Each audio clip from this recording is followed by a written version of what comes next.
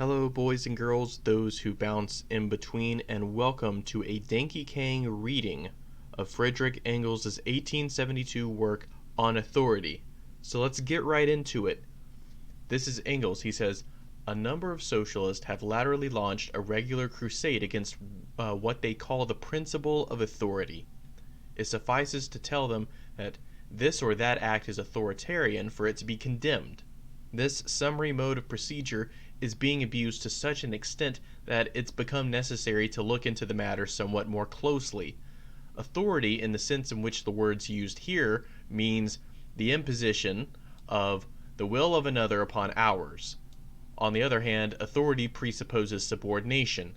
Now, since these two words sound bad, and the relationship which they represent is disagreeable to the subordinated party, the question is to ascertain whether there is any way of dispensing with it, whether, given the conditions of present-day society, we could not create another social system in which authority would be given no scope any longer and would consequently have to disappear. On examining the economic, industrial, and agricultural conditions which form the basis of present-day bourgeois society, we find that they tend more and more to replace isolated action by combined action of individuals.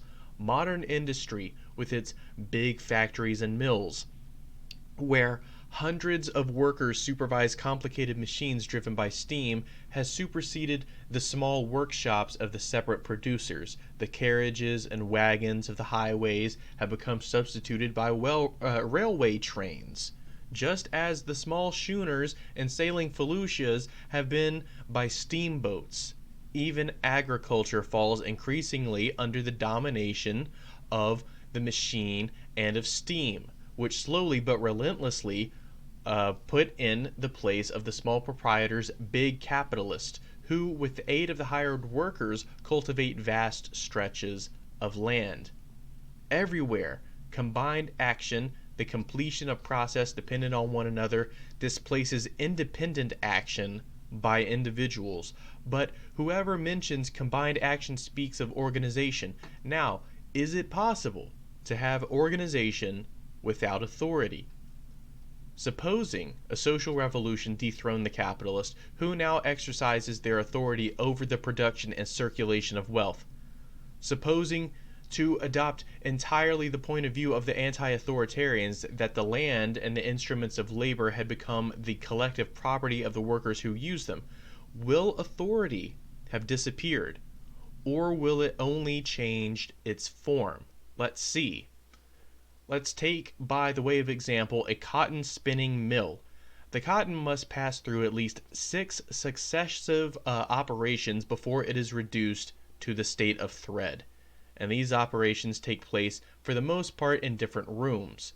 Furthermore, keeping the machines going requires an engineer to look after the steam engine, mechanics to make the current repairs, and many other laborers whose business it is to transfer the products from one room to another, and so forth. All of these workers, men, women, and children, are obliged to begin and finish their work at the hours fixed by the authority of the steam, which cares nothing for individual autonomy. The workers must therefore first come to an understanding on the hours of work, and these hours, once they're fixed, must be observed by all without any exception. Thereafter, particular questions arise in each room and at every moment concerning the mode of production, the distribution of material, etc., which must be settled by decision of a delegate placed at the head of each branch of labor, or, if possible, by a majority vote. The will of the single individual will always have to subordinate itself, which means that questions are settled in an authoritarian way. The automatic machinery of the big factory is much more despotic than the small capitalists who employ workers have ever been. At least with regard to the hours of work, one may write upon the portals of these factories, and I'm going to butcher this Latin here, but lasciate ogni autonomia voce entrate, leave ye all that enter in, all autonomy behind. If man, by a dint of his knowledge and invented genius, has subdued the forces of nature, The latter avenge themselves upon him by subjecting him, insofar as he employs them, to a veritable despotism independent of all social organization. Wanting to abolish authority in large-scale industry is tantamount to wanting to abolish the industry itself, to destroy the power loom in order to return to the spinning wheel. Let's take another example. The railway.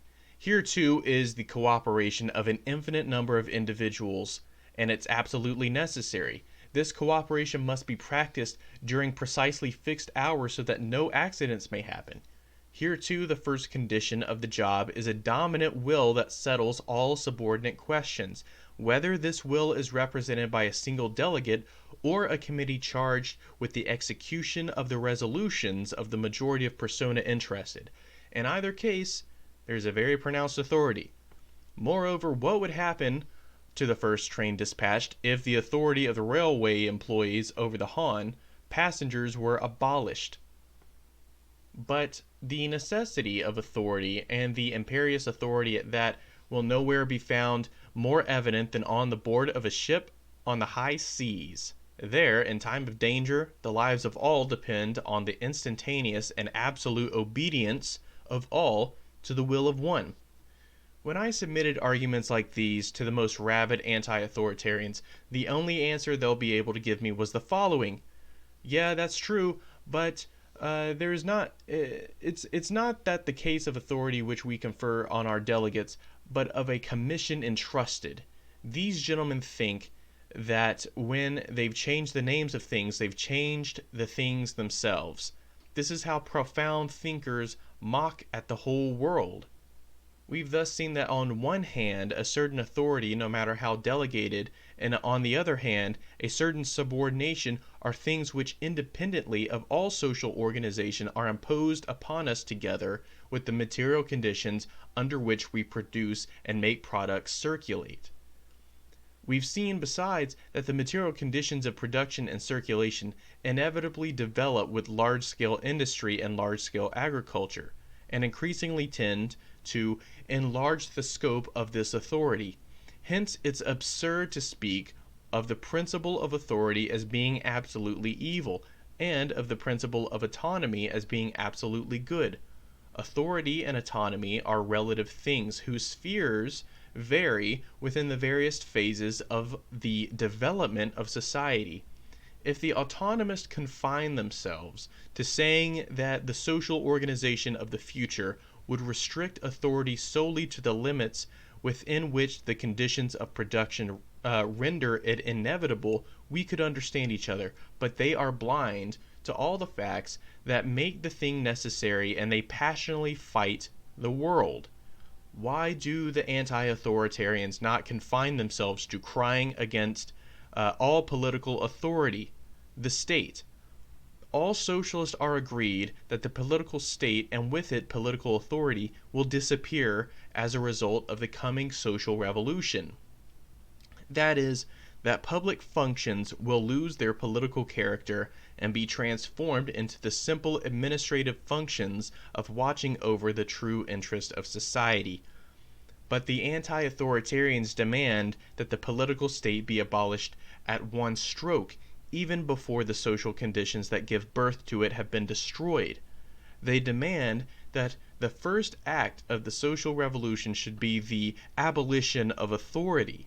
Have these gentlemen ever seen a revolution? A revolution is certainly the most authoritarian thing there is. It is the act whereby one part of the population imposes its will on the other by means of rifles, bayonets, and cannon.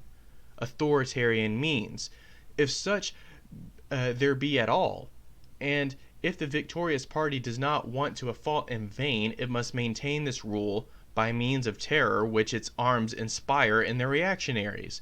Would the Paris Commune have lasted a single day if it had not had made use of this authority of the armed people against the bourgeoisie? Should we not, on the contrary, reproach it for not having used it freely enough? Therefore, either one of two things: either these anti-authoritarians don't know what they're talking about, in which case they are creating nothing but confusion, or they do know, and in which case they're betraying the movement of the proletariat.